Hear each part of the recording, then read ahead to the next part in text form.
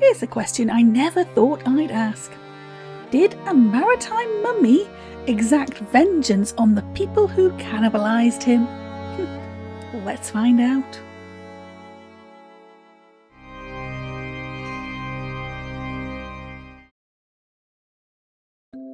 Hello, I'm Ceridwen and I'm back with another tale from The World's Greatest Ghosts, a book from the 1980s by Nigel Blundell and Roger Boar. As explained in the previous instalment, the World's Greatest Book series really gave childhood me chills and scares, and now I'm going through all the stories to see if they stand up to scrutiny. If this feels like something you're into, subscribe, hit the like button and the notification bell. It's super helpful for getting the video out there and I'd really appreciate it. The second instalment in The World's Greatest Ghost continues the theme of gory situations and unfortunate happenings, amped up to horrible heights, therefore content warnings abound, murder, cannibalism and incredulity incoming. So now I present The Fiend in Bandages, and the subheading for this one is Cannibal Victim Had His Revenge. Oh, how adorable.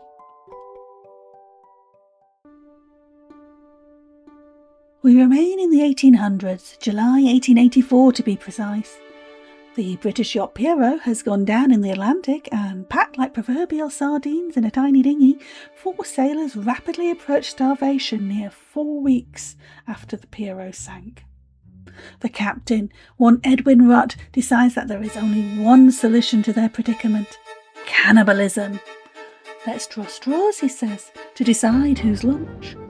The youngest sailor, Dick Tomlin, who was only 18 years old, says no thank you please to the eating of people, and thus the not-so-good Captain Rutt stabs him with a cheeky knife when Tomlin is sleeping later on. The other 2 sailors, Josh Dudley and Will Hoon, are apparently good with the dinner that tastes like chicken, and the remaining 3 are picked up by another yacht, the Galette, 4 days after the murder of Tomlin. Tomlin's body is also taken on board the Galette, as apparently the idea of burying the body at sea is a no-go for the Galette's captain, who remains unnamed. They dock in Falmouth, Cornwall, on the southwest coast of England, and the 3 survivors of the Pierrot are then sentenced to death for murder. But it's a bit much for the Home Secretary of the time, and the punishment is altered to 6 months in jail instead, which feels stunningly lenient, but whatever. Anywho, after the 6 months is up, Dudley gets a job as a drayman, but 2 weeks in, something spooks his horses, and he's thrown from his wagon, sustaining a fatal head injury on contact with the cobblestone road. Witnesses to the scene say they saw someone dressed in bloody bandages just before the incident, but this individual has handily vanished afterwards. Captain Rutt becomes paranoid when he hears about Dudley's fate and pops to Soho to locate Will Hoon. When Hoon is found, however, he's discovered to be a big enjoyer of the gin, rather in associated poor health from partaking of such enjoyment. Rutt asks Hoon to help him find whoever is pretending to be Tomlin's ghost, but Hoon prefers the gin for a good time, and then he ends up in hospital from having too much of a good thing, and he dies there from a screaming fit. Unnamed witnesses say a person in bloody bandages was seen pinning Hoon down, maybe trying to help, but this person has since disappeared. Rutt is beside himself in fear, presumably after he hears about the manner of Hoon's death. He goes to the police for aid, but they don't believe him. They do, however, offer him a night in a jail cell, and he's happy to take it. They check in on him a few times, ensuring he's safe, properly locked in, all that. And they don't tell him he's locked in a cell in a block for disturbed people, not my words. But the sounds of screaming in the night are typical, and yet the police rush to Rutt's aid when they hear him making a fuss at 3 a.m. They find him dead in the cell, proper staring eyes and all. In his hand, he's still holding shreds of bloody bandages. Ooh, quite spooky.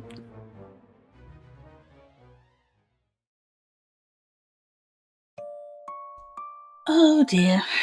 The second entry from The World's Greatest Ghosts is a fairly gory tale under the chapter Vengeful Ghosts and Curses. Also, it's incredibly unsourced, not a credit to be found. It smells horribly of being entirely made up. There were a few Facebook noises about this, but Facebook is just not a legitimate source. It has to be discredited. Also, Meta is evil. Anywho, the only useful thing I found during my initial research was another interested individual talking about it on the Jack the Ripper forums under Fortean and Media as the paranormal historian. Mike Covell is an absolute gem for effectively checking on all the facts in this story. From Covell's research, in addition to the world's greatest ghost book, an additional source is then discovered.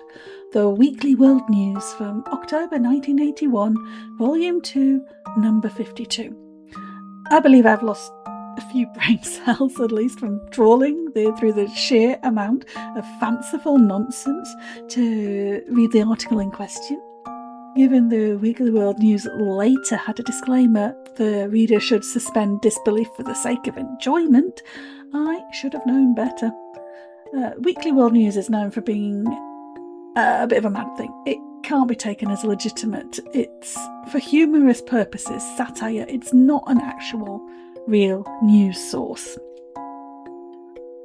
Regardless, Covell actually goes a lot further than I would for a story from the Weekly World News. So he's an absolute everyday hero. He basically goes through each salient point in the story and finds nothing in the historical records to back any of it up.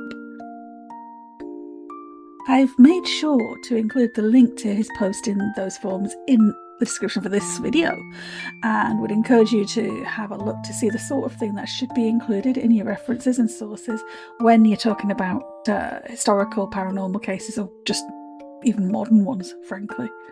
If it is indeed the same Mike Covell, he's an independent author, historian and paranormal expert in his own right, so I'll certainly be looking into acquiring his catalogue of books.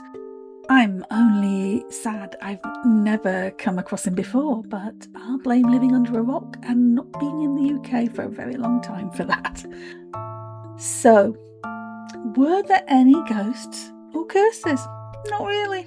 We can't definitively say the figure in Bandages is a ghost. Frankly, the supposition of the captain that it was a living relative exacting revenge would be much more likely. And then it's not really a curse in the fullest sense, where you'd expect someone to incite the terms of the bad luck. But you could argue, if being kind, the survivors were sort of cursed by the situation. Also, no one was using bad language, the best kind of curse, but I certainly will be if by the end of this chapter of tales there's no hexes or something of that nature.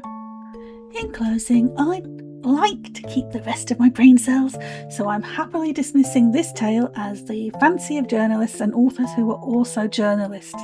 It is not a thing. But my goodness, it was entertaining. Just, awesome. What did you think of this one?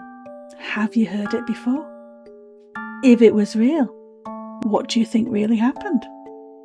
Comment below and let's discuss.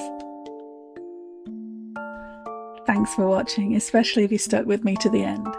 I'd love it if you gave the video a like if you liked it, subscribe if you're not subscribed already, and hit the notification bell, and that way you'll not miss the next video.